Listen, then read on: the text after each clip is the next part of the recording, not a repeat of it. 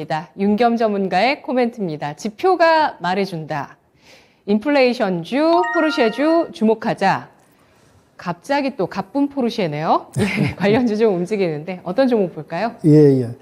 제가 이제 9월 첫 시간에 말씀을 한번 드렸습니다. 9월 연휴도 끼고 또 미 노동절 증시 휴장도 있고 또 13일 아주 중요한 최고로 중요한 CPI 발표가 있다 말씀을 드리면서 뭐 사투리 이북 사투리 써가면서 제가 놀면 시험장으로 가자고 말씀을 좀 드렸었어요. 현금도 좀 비중을 강화하고 그리고 이제 저번 주에도 제가 말씀 한번 드렸습니다. 미국에서는 이제 뭐 골드만삭스 같은 경우 미기 경제를 낙관론 연착륙할 수 있는 낙관론으로 또 봤었고요. 지표가 또 좋게 나왔는데 지수는 또 떨어지는 또 그 이유는 또 이제 금리 인상을 하겠다는 신호탄이다라고 했고 상당히 좀 돌아가는 여러 가지 전반적인 증시 관련된 사항들이 좀 현기증 나는 그런 상황이라는 걸 말씀드렸는데 뭐 어제도 중요한 이제 CPI 발표 나면서 뭐 CPI 지표는 좀 이렇게 둔화되는 모습 보였는데 말씀 뭐 앞에 전문가님도 언급하셨지만은 근원 CPI가 중요하죠. 식품과 에너지를 뺀 근원 CPI가 연준에서 가장 중요시 보는 지표다 보니까 이게 이제 0.6% 상승하다 보니까 지표가 이제 조금 뭐 이제 기대치보다는 좀 적게 나왔다는 거죠. 그러다 보니까 또 이 이유로 인해서 또 증시가 2년 6개월 만에 좀 과대 폭락하는 그런 결과를 나왔습니다. 그러니까 전 시간도 말씀드렸지만 참 현기증 나는 어지러지한 좀 증시가 아닌가 이렇게 흘러가고 있다는 걸 말씀드리고요. 그래서 이번 달 월말까지도 현금 비중을 좀 더 비중을 늘리시면서 좀 더 폭풍우가 지나가고 나서 가라앉은 상황에서 좀 증시를 대응하는 게 어떨까 그 말씀 드리고요. 금리는 이제 어차피 이제 50bp는 저도 물 건너갔다고 보고 있고요. 이제 75bp냐, 100bp냐인데 또 100bp로 가기에는 또 시장의 충격이 너무 클 것 같고 75bp로 가는 과정에서 상당히 혼조와 좀 복잡한 증시가 이어지지 않을까 생각이 듭니다. 어제 이렇게 이제 CPI가 높게 나오면서 기대치보다 높게 나오면서 또 바이든 대통령은 이제 높은 이제 물가를 이제 얘기하면서 언급하면서 본인의 중간 선거 11월 중간 선거를 갖다가 대비해서 또 본인의 치적 인플레 감축법을 이제 통과시킨 이유에 대해서 또 언급을 했습니다. 그러니까 이제 지표는 예상치보다 좀 좋게 나오지 않다 보니까 또 증시는 과대 폭락을 하고 금리 또 인상이 돼도 되고 또 중간 선거도 맞물려 있고 또 계속 이런 복잡한 증시가 이어지기 때문에 또 이번 달은 제가 말씀드린 대로 상당히 보수적으로 신중하게 접근을 해야 되지 않나 더더욱이 그런 생각이 듭니다. 그리고 이제 중국 증시 잠깐 보면은 헝다그룹이 부도 사태는 좀 막은 것 같습니다. 중국 정부가 여러 가지 이제 지원을 해서 헝다그룹이 이제 진행하는 공사 부분이 다시 재개된다고 하네요.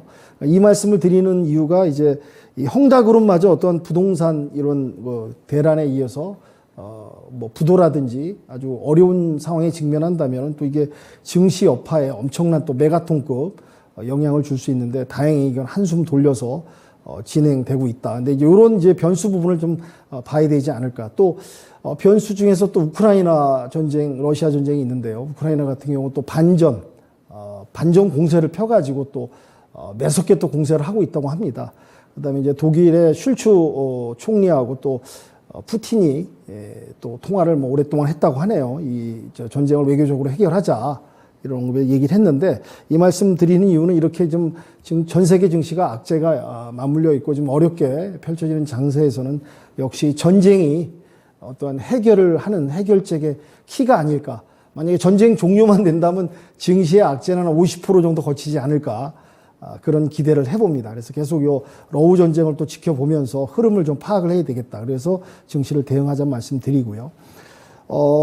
이제 우리 증시로 돌아와서 이런 이제 전반적인 지표, 미증시 연동성 민감성에서 움직이기 때문에 물론 이제 하방 경직성이 있다 보니까 바닥은 좀 지켜주고 있는데요.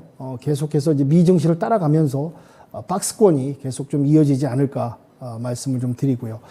현대차 그룹에서 이제 폐배터리 관련해서 또 주목을 하고 있고 거기 또 진출을 한다는 내용이 나오고 있습니다. 그래서 이미 어려운 시장에서 2차 전지 관련된 폐배터리 주도 한번 좀 보자 이 말씀을 좀 드리고요.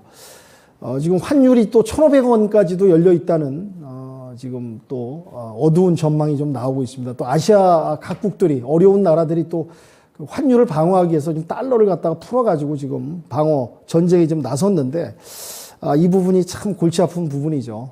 달러가 어디까지 강세가 갈 것이냐. 물론 이제 어느 정도 이제 정점 고점은 왔다고 하나 이 부분이 또 증시에 줄 수 있는 부분도 우리가 체크해 봐야 되지 않을까 생각이 듭니다. 그리고 이제 마이크로 모빌리티라고 이제 뭐 이제 그 전기 자전거, 그다음에 이제 이거 타는 그 주행 타는 제가 갑자기 생각이 안 나네요. 그 이제 전기 모빌리티 이동용 수단 그런 부분이 상당히 주목을 받고 있고 정부에서 또 지원 부분이 있다고 합니다.